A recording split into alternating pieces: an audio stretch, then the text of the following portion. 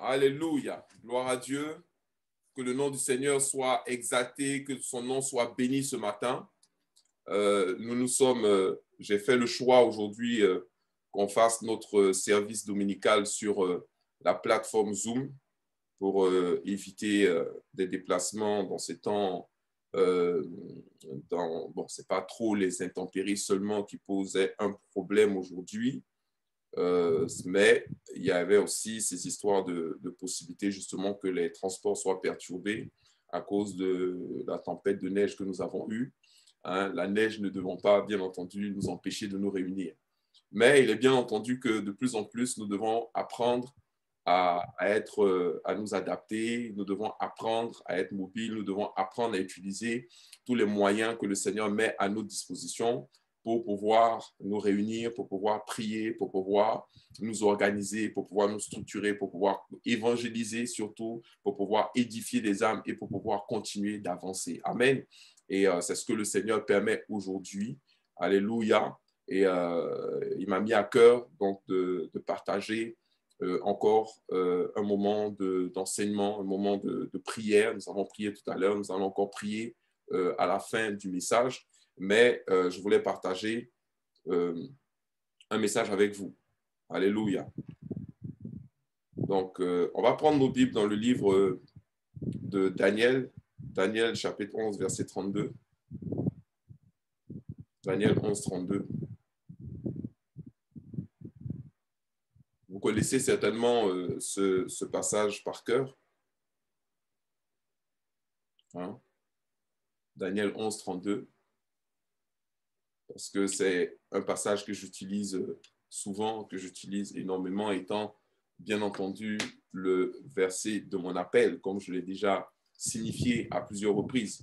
Voilà. Quand Dieu appelle les personnes, il les appelle avec une mission, avec un but, avec un public, avec un objectif, avec une cible. Amen. Et le verset que Dieu a utilisé pour pouvoir m'appeler, qu'il a marqué dans mon esprit comme étant un indicateur, c'est Daniel chapitre 11, verset 32.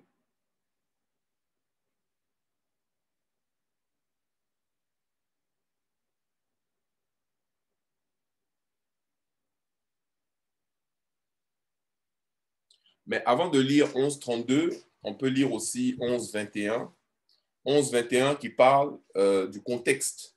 Parce que quand vous avez le contexte, en fait, ça vous situe sur la période. Et dans le contexte, qu'est-ce que la Bible dit dans Daniel 11, 32? Il dit « Un homme méprisé prendra sa place sans être revêtu de la dignité royale. Il paraîtra au milieu de la paix et s'emparera du royaume par l'intrigue. » Et s'emparera du royaume par l'intrigue. Les troupes qui se répandront comme un torrent seront submergées devant lui et anéanties de même qu'un chef de l'alliance. Après qu'on se sera joint à lui, il usera de tromperie. Il se mettra en marche et il aura le dessus avec peu de monde. OK? Ouh là là. Waouh. Verset 23. Vous voyez? Après qu'on se sera après qu'on se sera joint à lui, il usera de quoi? Il usera de tromperie et il se mettra en marche et il aura le dessus avec peu de monde. Il se mettra en marche. Donc, vous pouvez comprendre que ce n'est pas par hasard que, avec peu de monde, quelqu'un qui a créé un parti qui s'appelle En Marche puisse gagner les élections en France et qu'avec peu de monde, d'autres ont gagné des élections aux États-Unis et certains avec peu de monde ont gagné des élections dans plusieurs pays et ils usent de tromperie, hein, pour pouvoir arriver à leur fin. Les tromperies, c'est-à-dire des manipulations, les sondages, la presse écrite, les sites Internet tels que les Facebook, les WhatsApp, les machins, les Twitter et tout ça pour pouvoir faire bercer les gens dans une forme de monde d'illusion que seuls les mondialistes, donc ceux qui détiennent les clés, hein, de ces systèmes-là, c'est eux donc dorénavant maintenant qui décident. Et je vous ai dit en début d'année que nous étions véritablement dans une année de basculement. Et le fait, la prise, ce qu'on appelle le coup d'État numérique, qui a eu lieu aux États-Unis est une preuve qu'aujourd'hui, plus rien ne peut les arrêter, sauf, bien entendu, en Chine, où ils ont tellement bien mesuré la puissance de ces réseaux-là qu'ils se sont barricadés et qu'ils ont eux-mêmes commencé à neutraliser certains de leurs mondialistes, hein, de leurs propres chefs dans ce domaine-là. La Bible dit, il entrera donc au sein de la paix dans les lieux les plus fertiles de la province. Il fera ce que n'avaient pas fait ses pères, ni les pères de ses pères. Il distribuera le butin, les dépouilles et les richesses. Il formera des projets contre les forteresses et cela pendant un certain temps. Donc, il faut savoir que à l'issue, parce que les gens sont très prompts en fait à s'avancer en ce qui concerne les temps de la fin, en ce qui concerne la marque de la bête, en ce qui concerne le système économique mondial. Et ils ont l'impression que ça sera une histoire facile, une histoire qui va en fait se dévoiler très, très rapidement.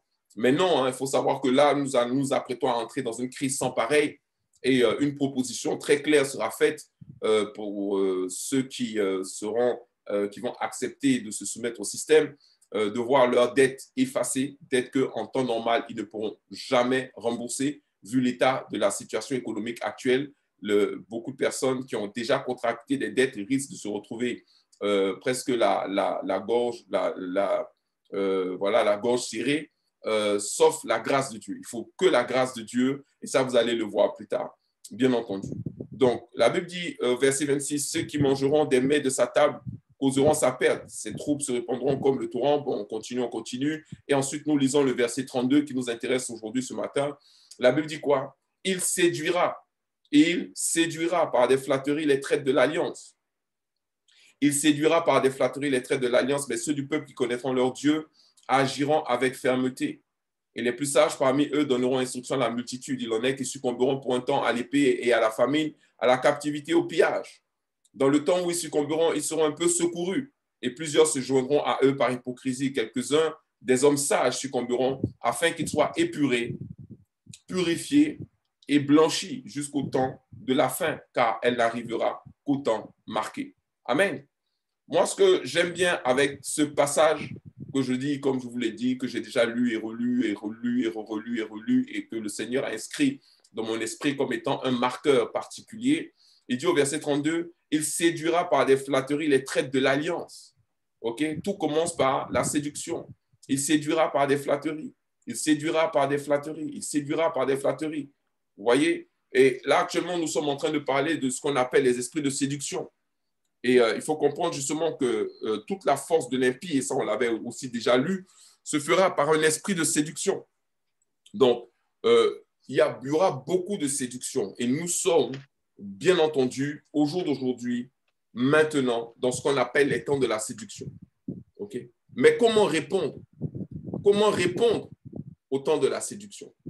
Comment est-ce que l'enfant de Dieu doit répondre au temps de la séduction? Comment l'enfant de Dieu doit s'armer par rapport à la séduction? Et moi, je voulais vous dire déjà, avant de pouvoir répondre à la séduction, il ne faut pas que nous-mêmes, nous soyons séduits. Parce que si toi-même, tu te séduis toi-même, si toi-même, tu es séduit, alors comment est-ce que tu peux avoir la victoire sur la séduction? Si toi-même, tu es séduit, qu'est-ce que j'entends par se séduire soi-même? OK? Jésus en parle dans le livre d'Apocalypse, lorsqu'il parle de l'église de Laodicée.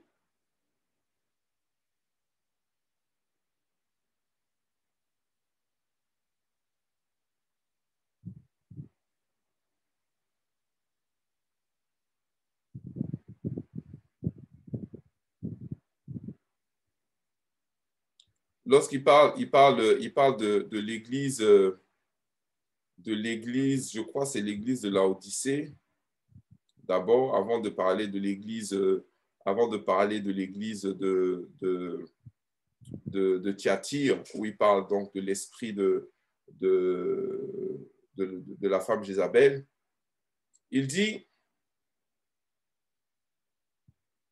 tu te crois riche alors que tu es pauvre. OK?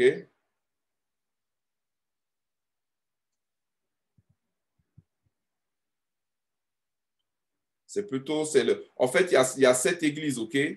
Donc, auxquelles Jésus parle. Et l'église de Laodicée, c'est la dernière église, OK, qui se trouve dans Apocalypse chapitre 3, verset 14. Apocalypse chapitre 3, verset 14. OK? Donc, ne te séduis pas toi-même. L'église de Laodicée, c'était une église qui s'était laissée séduite et c'est le profil des chrétiens qui peuvent se laisser séduire. Il dit, écris à l'ange de l'église de Laodicée, voici ce que dit l'Amen, le témoin fidèle et véritable, le commencement de la création de Dieu. Je connais tes œuvres. Je sais que tu es quoi? Je sais que tu n'es ni froid ni bouillant. Puisses-tu être froid ou bouillant? Ainsi, parce que tu es tiède et que tu n'es ni froid ni bouillant, je te vomirai de ma bouche. Parce que tu dis, je suis riche, je me suis enrichi et je n'ai besoin de rien. Et parce que tu ne sais pas que tu es malheureux, misérable, pauvre, aveugle et nu. Je te conseille, qu'est-ce qu'il dit? Je te conseille d'acheter de moi de l'or éprouvé par le feu, afin que tu deviennes riche, et des vêtements blancs, afin que tu sois vêtu et que la honte de ta nudité ne paraisse pas, et un collier pour oindre tes yeux, afin que tu vois. Moi, je reprends et je châtie tout ce que j'aime. Aie donc du zèle et repens-toi. Voici, je me tiens à la porte et je frappe.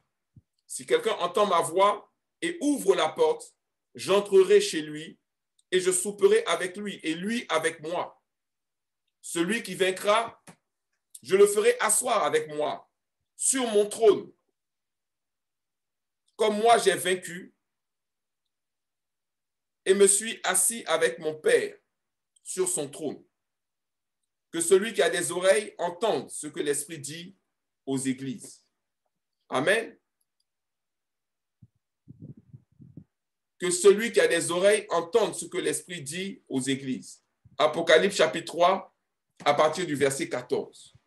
Donc vous voyez, déjà, quand il s'agit de la 7e église, en fait, il s'agit donc de l'église de la fin des temps. Il s'agit de l'église qui va vivre pendant les temps de la fin, qui va vivre une période assez paradoxale, assez particulière, assez spéciale, dans laquelle beaucoup de personnes pensent, OK, qu'elles sont sauvées, pensent qu'elles sont tellement spirituelles, pensent qu'elles connaissent tellement Dieu, pensent qu'elles sont tellement proches de Dieu et qu'elles sont dans le plan de Dieu. Parce qu'en réalité, la force de la séduction, c'est le fait de se séduire aussi soi-même et de se séduire des fois sur son état spirituel, de se séduire sur son état, des fois physique aussi, parce qu'il y a des gens qui se croient plus forts qu'ils ne le sont. Il y a des gens qui se croient plus intelligents qu'ils ne le sont. Il y a des gens qui se croient plus spirituels qu'ils ne le sont. Il y a des gens qui se croient plus saints qu'ils ne le sont. Il y a des gens qui se croient sauvés. Il y a des gens qui se croient, qui en fait se séduisent en fait, déjà à la base. Parce que quand on parle de force de séduction, ce n'est pas seulement la force de la séduction qui est en face, mais là, ici, en parlant de la 7e église, de l'église de Laodicée, Jésus est en train de dénoncer une forme de séduction. Il dit très clairement, voici ce que dit l'Amen, le témoin fidèle. Parce que quand il dit ça, en fait, il parle dans la vérité. Voici ce que dit l'Amen, le témoin fidèle. Lui, il est un témoin fidèle, il ne ment pas. Et sa parole est finale. Sa parole est finale, il est l'Amen. C'est ça, il n'y a rien à rajouter, il n'y a rien à enlever. Le commencement de la création de Dieu. Alléluia. Il est le commencement de la création de Dieu. Et qu'est-ce qu'il dit? Il dit, je connais tes œuvres. Je sais que tu n'es ni froid ni bouillant. Je connais tes œuvres. Je te connais en fait. Et de ce que je sais de toi, tu n'es ni froid ni bouillant. Ça veut dire que tu n'es pas totalement froid, tu n'es pas mort spirituellement. Parce qu'il t'arrive encore de temps en temps de prier, il t'arrive de temps en temps de jeûner, il t'arrive de temps en temps de te lever pour aller à l'église, il t'arrive de temps en temps de participer à des actions. Mais en même temps, c'est de temps en temps, tu n'es ni froid, donc tu n'es pas froid, mais tu n'es pas bouillant non plus. Tu n'es pas totalement réveillé, tu ne veilles pas dans la prière, tu ne combats pas spirituellement, tu ne jeûnes pas avec détermination, conviction, ni froid ni bouillant. Il dit, puisses-tu être froid ou bouillant? Puisses-tu être froid ou bouillant? Puisses-tu au moins avoir choisir, c'est-à-dire être soit froid, soit bouillant. Mais tu n'es ni l'un ni l'autre. Et parce que tu dis, je suis riche, je me suis enrichi. Vous voyez, un des grands problèmes que la France a eu dans cette période de crise Covid, c'est que la France se séduit elle-même. Je ne sais pas si vous vous rappelez du début de la crise, où les gens passaient sur les plateaux télé et disaient on est prêt pour lutter contre toute forme de pandémie. La France a le meilleur système de médecine du monde. Est-ce que vous vous rappelez? Hein? La France a le meilleur système de médecine du monde. On est prêt, on est organisé, on est au taquet. Alors que la France se classe aujourd'hui, elle se rend compte qu'elle n'est même pas dans les 20 premières nations en matière de système de santé. 27e. La France n'a même pas été capable de produire son propre vaccin. Tous les grands pays, tous les pays qui se respectent ont leur vaccin. Les Chinois ont leur vaccin, les Américains ont leur vaccin, les Allemands eux-mêmes ont leur vaccin. OK? Tous les pays qui se respectent ont leur vaccin. La France, avec Sanofi et Pasteur, ils ont été incapables de produire un vaccin. Pourquoi? Parce que la France s'est séduite. La France dit on est une puissance. La France n'est plus une puissance dans le monde. Elle ne compte pas. Elle n'est plus une puissance. Si, elle compte au Mali ou au Burkina Faso, mais elle ne compte pas dans le monde. La France ne représente aujourd'hui sur le plan militaire, sur le plan stratégique, sur le plan médicinal, sur le plan de la recherche, sur le plan économique. La France, c'est une cacahuète dans le monde aujourd'hui. Mais il se prenait pour, en fait, je me mets dedans parce que je suis français, je vis en France, on se prenait pour les Terminators, pour le grand pays. Hein. Vous imaginez qu'à un moment, lorsque la pandémie était aux portes de la France et que c'était en train de se multiplier en Italie et que l'Italie était en train de faire face à ce qu'on appelle à une vague, okay? La France, on se moquait d'eux et on riait et on disait, vous voyez le système en Italie, ils sont débordés, ils n'y arrivent pas, machin. La seule chose qu'ils ne savaient pas, c'est qu'en fait, on avait 2 semaines de retard sur l'Italie. Et ce qui s'est passé en Italie, c'est la même chose qui s'est passé en France. Donc, la France n'est pas mieux que l'Italie, mais pourtant, on se voyait mieux que l'Italie. La France n'est pas mieux que la Grèce, et pourtant, on se voyait mieux que la Grèce. Et là, aujourd'hui, la même erreur est en train d'être faite avec l'Angleterre, parce qu'on se dit, on est mieux que l'Angleterre. L'Angleterre est débordée. Aujourd'hui, l'Angleterre est le pays européen qui a le plus vacciné. Et pourtant, c'est un pays qui, aujourd'hui, il y a plus de 1700 morts par jour en Angleterre. Pourtant, ils ont vacciné 20 fois plus de personnes qu'en France. Mais nous sommes en retard sur l'Angleterre. Donc, ce qui est en train de se passer en Angleterre, ce sont des choses qui vont arriver en France. Est-ce que vous comprenez? Donc, le problème de la séduction, c'est que quand tu te séduis toi-même, déjà, tu te mets à un niveau où tu n'es pas, en réalité. Et ça, c'est déjà un problème. Parce que si on veut prier efficacement, si on veut que Dieu nous utilise à la dimension à laquelle il doit nous utiliser, si on veut véritablement nous disposer devant Dieu et voir la main de Dieu glorieuse se manifester dans notre vie, il y a une chose qu'il faut savoir. Dieu fait grâce aux hommes. Il résiste aux orgueilleux. Il résiste aux orgueilleux. Il fait grâce aux humbles. Or, quelqu'un qui est humble, c'est quelqu'un qui sait reconnaître son état. L'humilité, c'est de reconnaître son état. L'humilité, c'est de reconnaître ses faiblesses. L'humilité, c'est reconnaître sa situation. L'humilité, c'est reconnaître la dimension dans laquelle on est. Ce n'est pas la peine de vouloir chercher à être plus qu'en réalité tu n'es. Non, non, ce n'est pas ce que Dieu te demande. Ce que Dieu te demande, c'est que tu puisses te disposer devant lui et que tu puisses être un instrument entre ses mains. C'est pour ça que la Bible dit il séduira par des flatteries. Quand la Bible dit des flatteries, c'est des flatteries. Il faut savoir que les flatteries, en fait, ou la séduction, ok, voilà, donc il séduira par des flatteries. Donc déjà, la séduction, la flatterie, c'est une séduction, mais la flatterie, en fait, c'est une séduction qui te fait croire que tu es mieux que ce que tu n'es en réalité. Ok? La flatterie, quand tu flattes quelqu'un, flatter quelqu'un, c'est lui faire croire quelque chose qu'il n'est pas. Ou lui faire croire qu'il est mieux que ce qu'il est, lui faire croire des choses. Donc, le diable et l'ennemi, l'antéchrist, il flatte les gens. Vous serez comme des dieux, tu es comme un dieu, tu es intelligent, tu es trop spirituel. Tu es rempli de l'esprit. Donc, la séduction, c'est une chose. La flatterie, c'est complimenter pour séduire. Amen. C'est complimenter pour séduire. C'est faire des compliments pour pouvoir mieux passer la chose, en fait. Et donc, l'Église d'aujourd'hui, elle est séduite parce qu'aujourd'hui, elle est complimentée par des prédicateurs qui lui font croire ou par des enseignements, ce que j'appelle des doctrines de démons. Il y en a une qui qui est énormément répandue, qui est de croire que quand Dieu nous aime, il nous donne de l'argent. Non, Dieu ne nous donne pas de l'argent parce qu'il nous aime. Pierre a dit, je n'ai ni argent ni or. Paul n'était pas riche. Pierre n'était pas riche. OK? Mais il y a des gens à qui Dieu a donné de l'argent. Dieu te donne de l'argent pour une mission, pour accomplir une mission. Quand Dieu te donne de l'argent, c'est pour que tu puisses répondre à certains besoins. Amen. Mais Dieu ne te mettra pas non plus dans la pauvreté, parce qu'il a dit qu'il pourvoira à nos besoins. Donc le contentement est un enseignement biblique. La prospérité vient de Dieu, mais la prospérité n'est pas une quête. La prospérité financière, ce n'est pas ce après quoi nous courons. Or aujourd'hui, vous voyez, dans nos églises, beaucoup sont aveuglés par ça et sont tellement aveuglés que beaucoup ne se rendent pas compte que nous sommes rentrés dans une période apocalyptique, que nous sommes rentrés dans une période où le diable est en train de se saisir des âmes, que nous sommes rentrés dans une période où la séduction va bon train et la flatterie.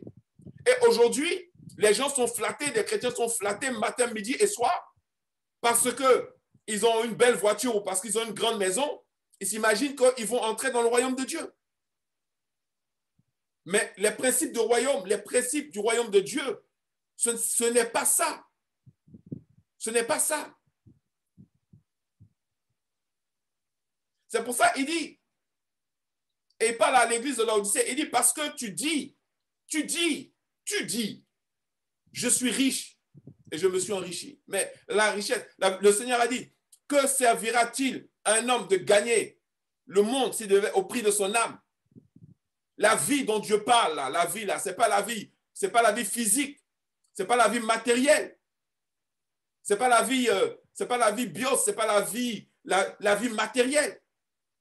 Il ne parle pas de la vie matérielle, il ne parle pas de la vie bios. Vous savez, on en a déjà parlé, je vous ai déjà enseigné dessus. Il y a la vie bios, il y a la vie psyché et il y a la vie zoé. Or, au jour d'aujourd'hui, nous sommes trop de soi-disant chrétiens qui accordons plus d'importance à la vie bios qu'à la vie psyché, qu'à la vie zoé. La vie zoé étant la vie de Dieu, étant la vie de l'homme spirituel, de l'homme qui est de l'esprit qui est en nous, de l'homme qui est en nous, qui doit se renouveler, qui doit grandir, qui doit se développer, qui doit s'affirmer, qui doit être puissant. Lorsqu'on parle de puissance, on ne parle pas de force physique, on parle de puissance spirituelle.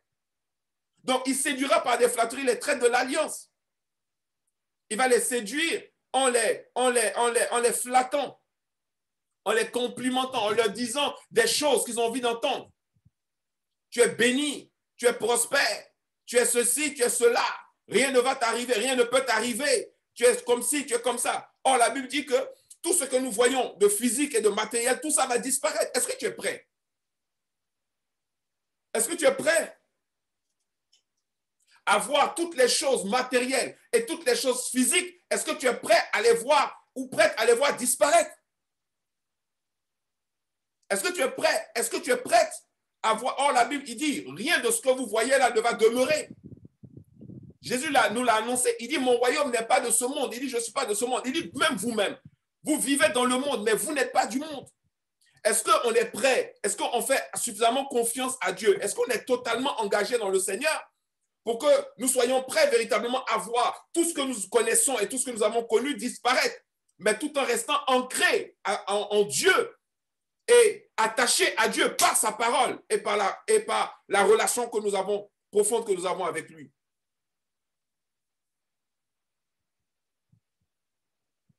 Il faut chercher le royaume de Dieu et sa justice. Chercher le royaume de Dieu et sa justice. Chercher le royaume de Dieu et sa justice. Verset 17. Parce que tu dis, je suis riche, je me suis enrichi, et je n'ai besoin de rien, et je n'ai besoin de rien. Et parce que tu ne sais pas que tu es malheureux, tu ne sais pas que tu es malheureux, misérable, pauvre, aveugle et nu. Mon Dieu, waouh, c'est beaucoup ça. C'est beaucoup. Tu ne sais pas. Malheureux, misérable, pauvre, aveugle et nu. 5. Misérable, malheureux, misérable, pauvre, aveugle et nu. Aveugle, ça veut dire que tu ne vois pas. Nu, ça veut dire que il n'y a pas la gloire de Dieu. Misérable, pauvre spirituellement. Tu ne peux rien faire, tu n'as rien. Malheureux. Et il dit, je te conseille. Quoi? Je te conseille d'acheter de moi de l'or éprouvé par le feu. Achète les vraies choses, des choses spirituelles. Les choses de Dieu, achète-les. Afin que tu deviennes riche. Et des vêtements blancs, afin que tu sois vêtu. Et que la honte de ta nudité ne paraisse pas. Revêt-toi de la gloire. Revêt-toi de l'esprit. Revêt-toi de la puissance. Et un collier pour oindre tes yeux afin que tu vois. Un collier, une huile, quelque chose que tu vas mettre dans tes yeux afin que tu vois. Que tu arrives à voir au-delà de ce qu'on veut te faire voir. Que tes yeux spirituels s'ouvrent. Que tu sortes de l'aveuglement. Que tu sortes du train de ce monde qui amène les gens, qui séduit les gens qui n'ont pas cette dimension surnaturelle, qui n'ont pas cette dimension spirituelle, parce que leur foi, leur religion est charnelle, elle est physique, elle est basique, elle est matérielle, alors que Dieu nous attend dans une autre dimension. Est-ce que tu es prêt à aller dans une autre dimension? Est-ce que tu es prêt à sortir de la dimension du physique, du charnel, du bios? Parce que c'est là que la séduction va bon train. Parce que la séduction, elle a deux dimensions. La séduction, elle peut être physique. OK? Et très souvent, lorsqu'on parle de séduction, tout de suite, les gens pensent à la séduction physique. Oh, c'est physique. Il me plaît, il est ceci, c'est attrayant, c'est séducteur, j'en ai envie, ça m'attire, je le ressens, c'est physique. Et puis, il y a ce qu'on appelle la séduction morale ou la séduction spirituelle. Là, tu es comme aveuglé. Tu es comme aveuglé, tu es comme aveugle. Et ça touche à l'esprit. Et il y a des gens qui sont séduits. Ils sont tellement séduits qu'ils sont convaincus de leur bon droit. Ils sont convaincus. Ils sont convaincus. Alors qu'ils sont dans le faux. Mais ils sont convaincus du faux dans lequel ils sont. Et Dieu dit, achète-toi un collier pour oindre tes yeux afin que tu vois. Mais qu'est-ce que tu dois voir? Tu dois voir ton état réel. Tu dois voir ta situation réelle. Tu dois voir l'état réel dans lequel tu te trouves. Alléluia. Tu dois voir réellement, avec les yeux de Dieu, où tu es, à quel stade tu es. Qu'est-ce que tu dois changer? Qu'est-ce qui doit être transformé? Qu'est-ce qui doit être lavé? Qu'est-ce qui doit être nettoyé? Et tu sais quoi? Tu sais quelle est la première chose que tu vas voir quand Dieu va ouvrir tes yeux spirituels? Pour beaucoup, la première chose que nous allons voir notre nudité spirituelle. Beaucoup ne sont pas vêtus, ils ne sont pas revêtus spirituellement. Et ça, c'est un problème. Oui. La Bible dit que beaucoup seront sauvés comme étant passés au travers du feu. Ça veut dire que nous allons arriver dans le royaume de Dieu in extremis, comme quelqu'un qui a fui sa maison en feu. Et quand quelqu'un fuit sa maison en feu, il est capable de sortir nu, à poil de sa maison, rien. Il n'a rien sur lui, il n'a plus rien, il ne lui reste rien. C'est-à-dire qu'il y a des gens qui vont entrer au ciel, ils ne seront pas revêtus de la gloire de Dieu, ils ne sont pas revêtus d'un attribut quelconque. Et il dit, je te conseille d'acheter une robe blanche, n'est-ce pas? un vêtement, des vêtements blancs. Je te conseille d'acheter des vêtements blancs afin que tu sois vêtu et que la honte de ta nudité ne paraisse pas. Pourquoi? Parce qu'il y a des gens qui seront gênés dans le spirituel. Parce qu'aujourd'hui, peut-être que tu t'habilles en costume fait sur mesure. Hein? Peut-être, ça m'étonnerait pour beaucoup. Connaissant les prix des costumes sur mesure, ça m'étonnerait. Mais même si c'était le cas, même si tu t'habilles en costume fait sur mesure, dont un seul costume vaut le prix d'une voiture, ok? On coud au millimètre, au centimètre près, ou bien tu t'achètes des robes à je ne sais pas combien, machin, tu portes des chaussures de je ne sais pas quoi, ok, tu portes tout ça. Mais spirituellement, est-ce que tu sais ce que tu vaux? Est-ce que tu sais ce que tu pèses? Une fois, Dieu a pesé un roi. Il y a un roi qui était en train de faire la fête, machin, il utilisait des choses sacrées de Dieu pour pouvoir fêter. Et la Bible dit qu'il y a un doigt qui est apparu dans le ciel et qui a commencé à écrire. Et il a demandé la traduction de ce qui était écrit. Et le prophète lui a dit, peser, peser, trouver léger. C'est-à-dire que Dieu t'a pesé, t'a trouvé léger. Donc, ton poids, ce n'est pas les vêtements. Ton poids, ce n'est pas les bijoux. Ton poids, ce n'est pas les montres. Ton poids, ce n'est pas les chaussures. Ton poids, ce n'est pas les ceintures. Ton poids, ce n'est pas les voitures, les maisons, ce n'est pas les terrains. Ce n'est pas ça ton poids spirituel. Et quand Dieu va mettre le collier dans tes yeux, ou que toi-même, tu vas te lever, tu vas dire, Seigneur, montre-moi ma vie telle que je suis réellement. Et donne-moi de commencer à travailler à mon élection réellement, à sortir de tous ces travers, de tous ces péchés, de toutes ces faiblesses, de tous ces mensonges, de toute cette illusion, de toute cette flatterie. Parce que je ne veux pas être un trait de l'alliance, je veux être un fils, une fille authentique de l'Éternel. Je veux être un guerrier de Dieu, je veux être quelqu'un qui est dépositaire de la puissance, de la grâce de Dieu réellement sur ma vie. Je ne veux pas être dans le vent de la séduction et me laisser emporter par les mensonges de l'Antéchrist qui va emporter tellement de chrétiens, tellement de chrétiens. En réalité, et ça, les chrétiens ne sont pas prêts à l'entendre. Les chrétiens ne sont pas sauvés, les chrétiens ne sont pas sauvés. Il n'y a pas de salut pour les chrétiens. Il y a un salut pour les élus de Dieu. Les élus, je ne parle pas des chrétiens, je parle des élus. Je parle de gens qui sont allés au-delà du politiquement correct, au-delà des salamalek, au-delà des habitudes, au-delà de la religiosité, pour pouvoir établir une réelle, vraie, puissante, solide relation avec Dieu. Et le Seigneur l'a dit très clairement, il dit, et c'est pour ça, beaucoup viendront vers moi et me diront, mais Seigneur, n'ai-je pas prophétisé en ton nom, n'ai-je pas guéri des malades en ton nom, n'ai-je pas chassé des démons en ton nom? Il dit, et je vous dirai, arrière de moi, ouvrier d'iniquité, car je ne vous ai jamais connu. On ne se connaît pas, on n'a pas établi de relation réelle et sincère. Alors, est-ce qu'on est encore prêt à jouer aux chrétiens ou bien est-ce qu'on est prêt à devenir des élus de Dieu, des fils de Dieu, qui n'avons pas reçu un esprit de timidité, mais un esprit de force, un esprit d'amour et un esprit de sagesse réellement, un esprit de puissance que nous sommes capables de déployer lorsque nous intercédons, lorsque nous prions, lorsque nous parlons en langue, lorsque nous sommes revêtus de l'onction du Saint-Esprit, de l'onction qui vient d'en haut. Est-ce que nous sommes prêts à opérer une véritable révolution dans notre vie sans se poser la question de savoir qu'est-ce que les gens vont dire, qu'est-ce que les gens vont penser? Parce que ce qui compte et ce qui est important, c'est qu'est-ce que Dieu va penser et qu'est-ce que Dieu va dire ou qu'est-ce que Dieu pense de ça ou qu'est-ce que Dieu dit de ça. Car nous n'avons pas reçu un esprit de timidité. Nous n'avons pas reçu un esprit de lâcheté. Nous n'avons pas reçu un esprit de peur, mais nous avons reçu un esprit de force, un esprit d'amour et un esprit de sagesse. Il faut que tu saches que le monde dans lequel nous vivons, il va passer et sa convoitise aussi passera.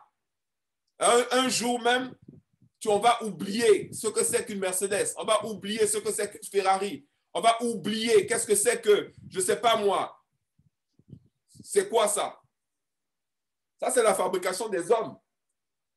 Pensez que quand Jésus est venu sur la terre, il dit,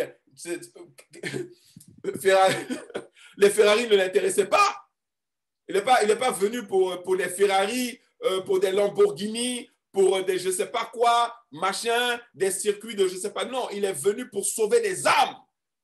Parce qu'il n'y a rien que cette terre soit capable d'offrir à un homme qui soit supérieur à ce que Dieu est capable d'offrir à un homme.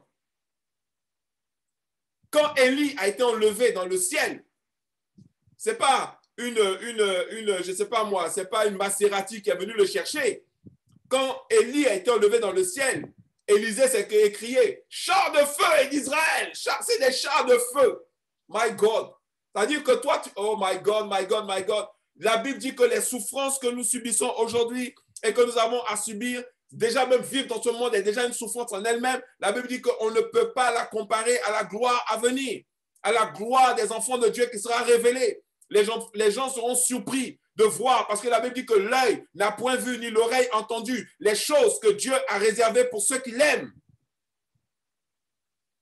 Donc arrêtons de jouer aux chrétiens, devenons des fils et des filles de Dieu, devenons des soldats de Christ, devenons véritablement des personnes qui sont entièrement et totalement engagées dans le royaume de Dieu, et pas dans la comédie, dans la flatterie, pas dans l'orgueil, où tu te positionnes à un niveau où tu n'es pas arrivé.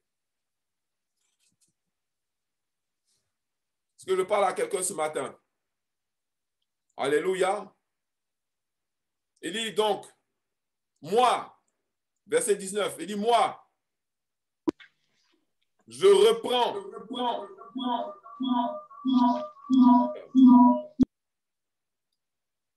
Moi, je reprends et je châtie tout ce que j'aime. Amen. Je reprends et je châtie tout ce que j'aime. Donc, si Dieu te reprend, si Dieu te châtie, si Dieu te corrige, si Dieu te parle, si Dieu te tape, si Dieu te tire les oreilles, c'est parce qu'il t'aime. Alléluia. Alléluia. Est-ce que quelqu'un peut taper? Merci Seigneur. Alléluia. Merci Seigneur pour ton amour. Merci Seigneur parce que je ne suis pas négligé. Parce que tu t'occupes pas personnellement et spécifiquement et spécialement de moi. Alléluia. Je reprends et je châtie tout ce que j'aime. Amen. Tout ce que j'aime. Et il dit quoi? Aie donc du zèle et repens-toi. Aie donc du zèle et repens-toi. Alléluia. Empresse-toi et repens-toi. Demande pardon, repens-toi, change. C'est encore temps, il est encore temps. Ne te laisse pas tromper, ne te laisse pas flatter. C'est parce que Dieu t'aime qu'aujourd'hui tu entends ce message. C'est parce que Dieu t'aime qu'aujourd'hui tu entends ce message. Tu aurais pu être en train de faire des « Oh mon Dieu, oh mon Dieu, mon Dieu, Alléluia, oh, allez, allez, allez. » Non, quand Dieu t'aime, il te reprend, il te corrige, il te châtie, te donne une petite tape sur les fesses. Ou quand tu fais quelque chose, il te montre qu'il n'est pas dedans. Parce que s'il te laisse, oh my God, il y a des gens, ils font des trucs, tu ne les regardes même pas. Parce que ça ne te dit rien. Mais quand ton enfant, tu vois qu'il est en train de prendre un chemin qui mène à la perdition, tu vas tout faire pour le reprendre, tu vas lui parler. Voici, dit le Seigneur. Et c'est ce qui prouve que nous sommes vraiment, il est en train de parler à des chrétiens des temps de la fin. Voici, dit le Seigneur, je me tiens à la porte, je me tiens à la porte, je suis là, je suis à la porte. Et je frappe, je frappe, je frappe, je frappe. Si quelqu'un entend ma voix et ouvre la porte, j'entrerai chez lui et je souperai avec lui et lui avec moi. Amen. Si c'est le moment de laisser Christ entrer, c'est le moment de laisser Christ venir mettre de l'ordre, c'est le moment de laisser Christ venir corriger ta vie, ta famille, ta maison. Il y a des corrections qui doivent s'opérer, c'est le moment. Celui qui vaincra, je le ferai asseoir avec moi sur mon trône. Les temps de la fin sont des temps qui sont tellement challenging, tellement forts, tellement puissants de séduction que ceux qui vont avoir la victoire, ceux qui vont pouvoir aller à l'encontre du vent, de la séduction et de la destruction. Il dit quoi? Celui qui va vaincre contre ça, il va faire quoi? Il va s'asseoir. Je vais l'asseoir. Je vais l'asseoir. Il va s'asseoir avec moi sur mon trône. Comme moi, j'ai vaincu et me suis assis avec mon Père sur son trône. N'ayons pas peur de la persécution. N'ayons pas peur des gouvernements. N'ayons pas peur de la mort. N'ayons pas peur de la crucifixion. N'ayons pas peur des calomnies, des mensonges. N'ayons pas peur du fait que le monde nous haïsse. Parce que celui qui vaincra, dit le Seigneur, il viendra et il va s'asseoir avec moi sur mon trône, comme moi j'ai vaincu et je me suis assis avec mon Père sur son trône. Et ensuite, il dit que celui qui a des oreilles entende ce que l'Esprit dit aux églises. Ça, c'était la dernière lettre à la 7e église, qui est l'église de Laodicée. Pour vous montrer que la force de la séduction est la force des derniers temps. Vaincre l'esprit de séduction, c'est vaincre l'esprit des derniers temps. Vaincre l'esprit de séduction, c'est vaincre l'esprit de l'Antéchrist. Et au-delà de l'esprit de la séduction, il y a aussi ce qu'on appelle l'esprit de la flatterie, dont sont atteints énormément de so-called Christians, de soi-disant chrétiens, séduits eux-mêmes. Séduits eux-mêmes. Parce que se positionnent là où Dieu ne les a pas positionnés, là où ils ne sont pas de toutes les façons. C'est pour ça que j'aime bien entendre des gens brailler ou dire ou proclamer des choses, mais quand les vrais tests et les vraies persécutions et les vraies choses commencent, ils sont moins virulents parce qu'on doit rester humble. Et une des choses que vous devez savoir, et ça c'est aussi une des raisons de l'Église, c'est que seul, on n'y arrive pas. On a besoin d'avoir des frères et on a besoin d'avoir des sœurs. C'est pour ça que Dieu a dit à Pierre, Pierre, j'ai prié pour toi, lorsque tu vas te relever, va aider tes frères.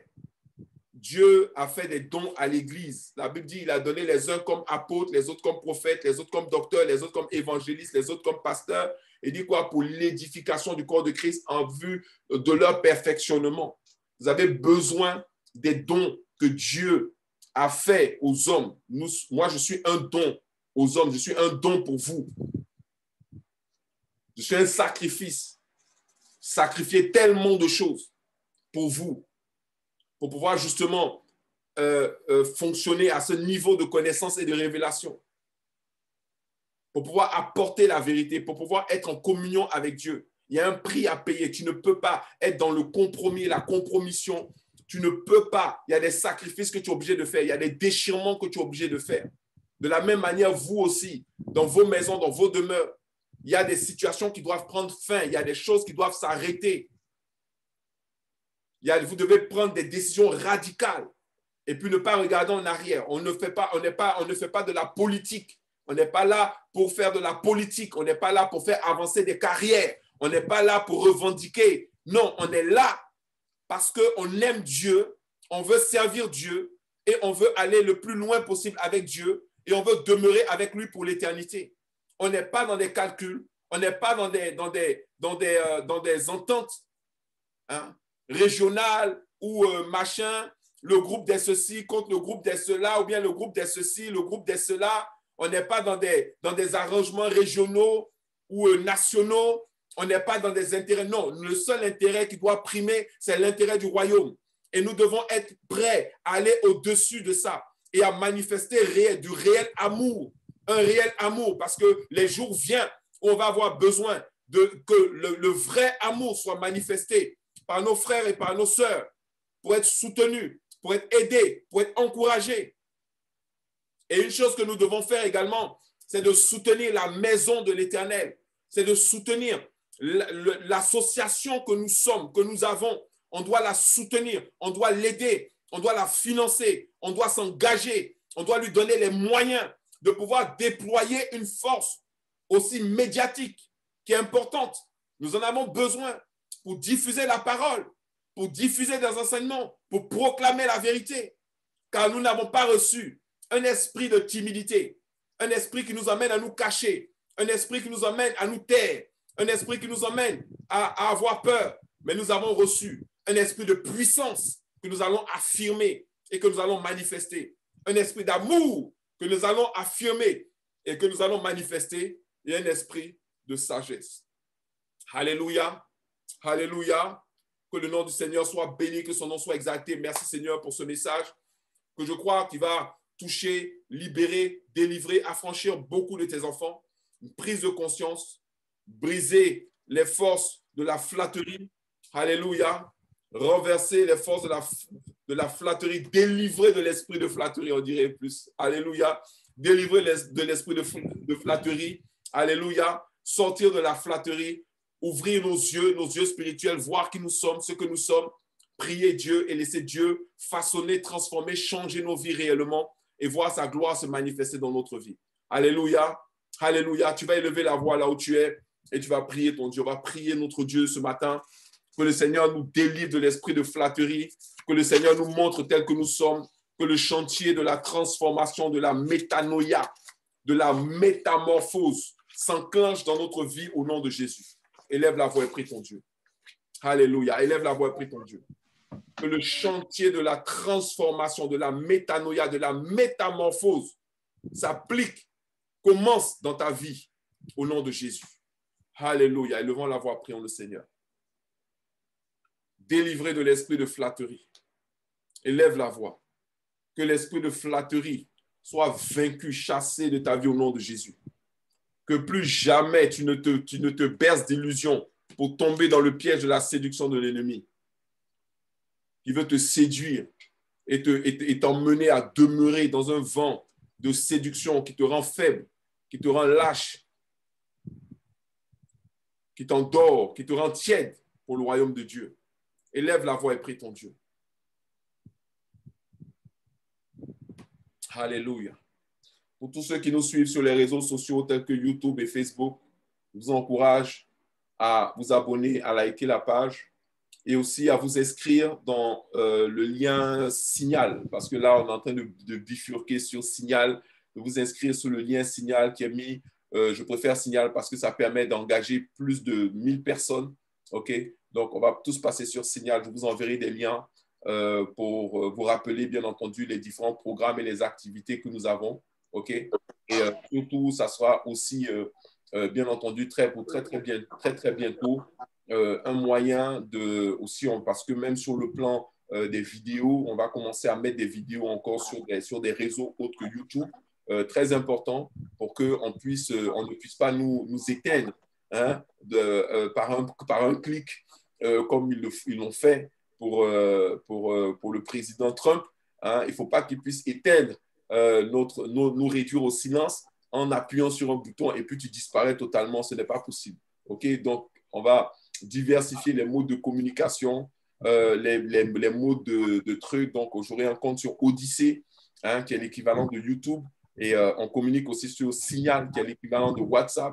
Et quand il y aura des nouveaux réseaux qui seront véritablement des associations engagées pour la lutte, pour la liberté d'expression, on va ouvrir des comptes dessus et on va vous les signaler. OK? Quoi qu'il en soit, il est important que la lumière, que nous sommes la lumière du monde, que cette lumière continue de luire dans les ténèbres, que nous sommes le sel de la terre, que nous continuons d'assaisonner la terre et que la parole de vérité, la parole de foi et de vie que Dieu nous a donnée continue d'être diffusée. Et vous pouvez également contribuer à cela en soutenant, en faisant des offrandes via les liens PayPal et on va aussi ouvrir d'autres comptes qui permettent également de soutenir. Donc, on est définitivement et totalement engagé dans la défense, dans la prédication de l'Évangile. Sans oublier également les programmes que nous allons avoir de délivrance, de guérison, de réveil, hein, de prière, qui sont également importants pour notre avancée, pour notre développement spirituel. Que le nom soit béni, du Seigneur soit béni, que son nom soit exalté. Je vous bénis au nom de Jésus. Alléluia.